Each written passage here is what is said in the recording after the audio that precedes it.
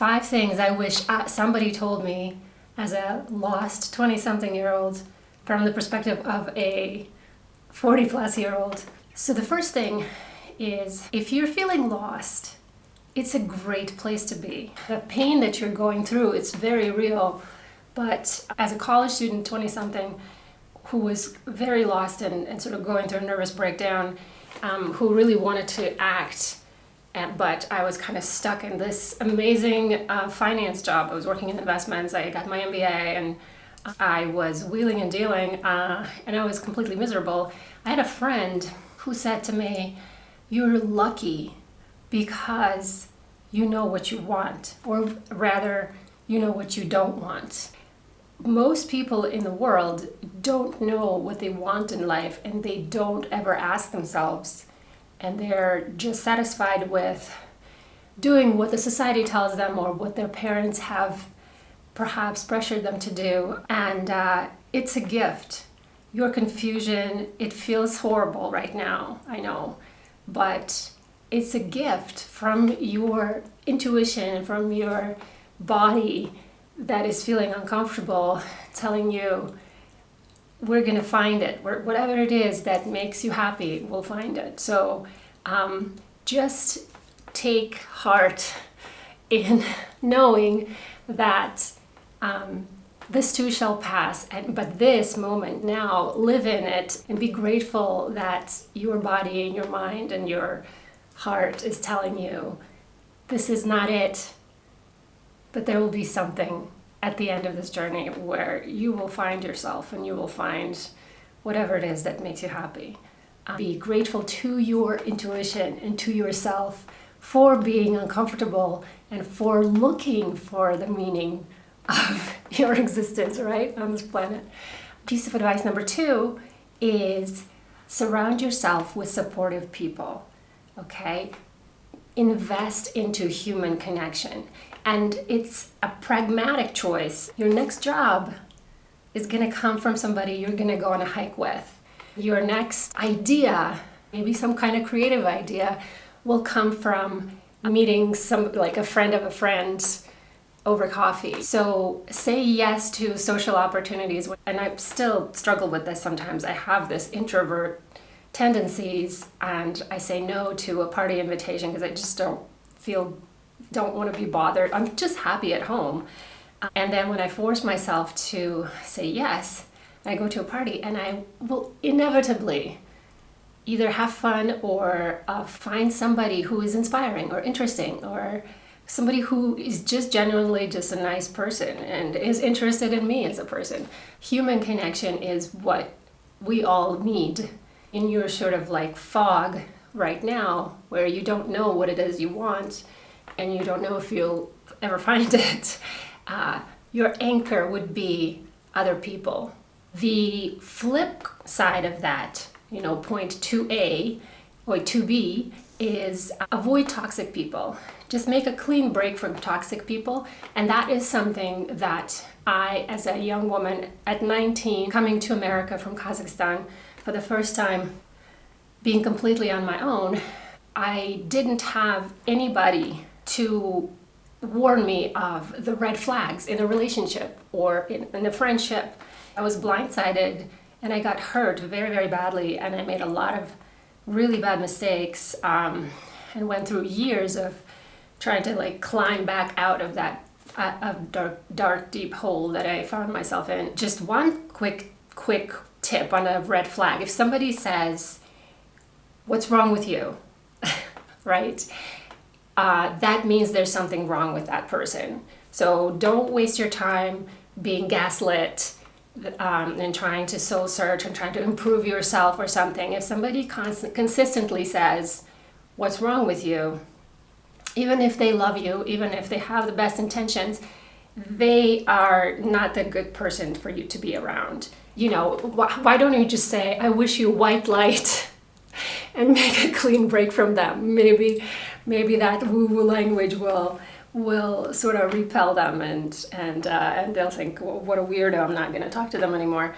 Wish them well and take a clean break and get help from the community of good people that you have surrounded yourself with in making that clean break, because it's very hard to disentangle yourself from a relationship. You have a good heart. Sometimes even with friends, you love each other, you have the best intentions, but this person is sort of a toxic and they can't help themselves.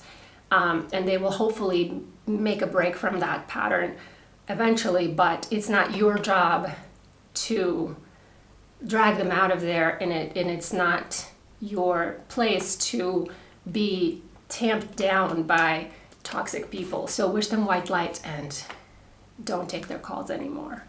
Try to be honest about it and have a conversation with them, and be kind, but take a clean break from them. Number 3, okay, this is a good one.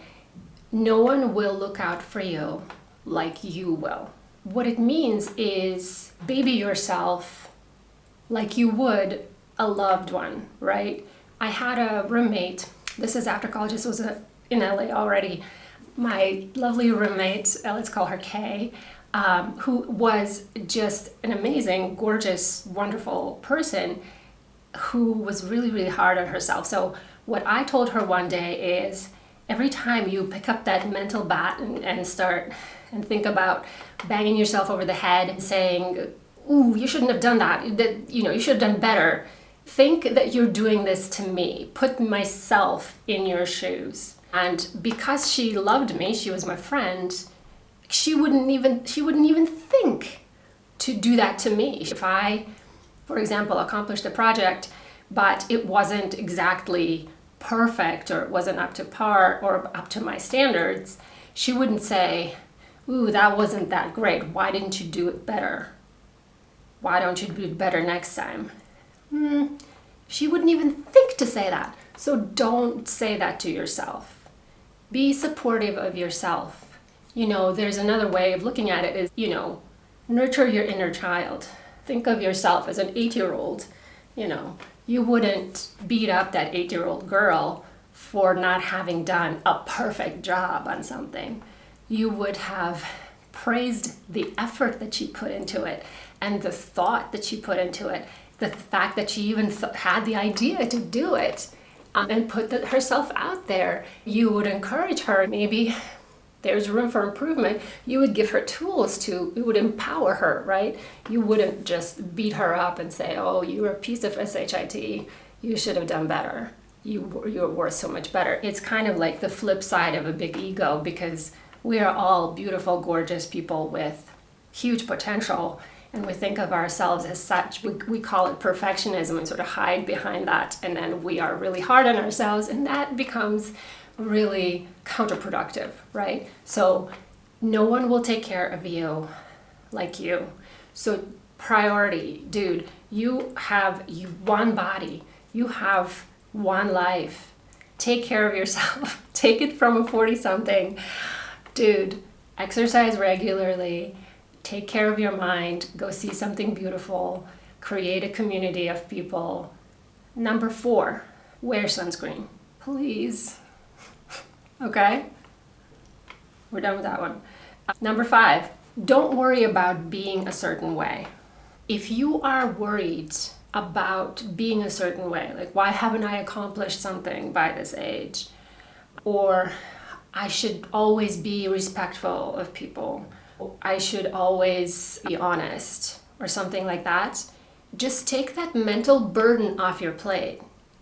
The fact that you are worried about it means that that's who you are. You can't help but be that way. Don't spend your energy thinking about it. Just go do things. Just go do things, and you will make mistakes. And because you are that person, if you're worried about being respectful all the time, if you make a mistake and you're perhaps less than respectful to someone, you're gonna go back and correct that. It's gonna be okay. I don't know if it's making any sense, but just the fact that you are feeling lost means that you are searching for that something, and you will find it. You will find it. Maybe you will find something that's not exactly perfect. You'll make a mistake. And the beautiful thing is, you can correct it. And then go find something else that might rock your boat. And there might be a million things that will rock your boat, and you will land on something that is satisfying to you and gives you joy. So don't worry about towing the line or being a certain way. Just be kind to yourself and just release all of that sort of worry. Don't waste your time on trying to be somebody or trying to be like other people. Just trust that you are who you are. You're already complete the way you are. And the things that you feel incomplete about, you will find them. That is why you're feeling incomplete, is because you have that impulse to find something to complete you. And wear sunscreen, please. Come on. Don't be silly. All right, we are all human. I know that you're 20-something and you think that you're invincible and that you will live forever and you will look amazing forever. Come on, please, for the sake of your 40-something-year-old self, wear sunscreen. Tell me what you're struggling with. Let's just be kind to each other and let's be kind to ourselves. Sign up for my email list. This is my brand new YouTube channel. I'm gonna start a newsletter as well. This is my challenge to film a video from start to finish in 2 hours. Come what may. All right, peace.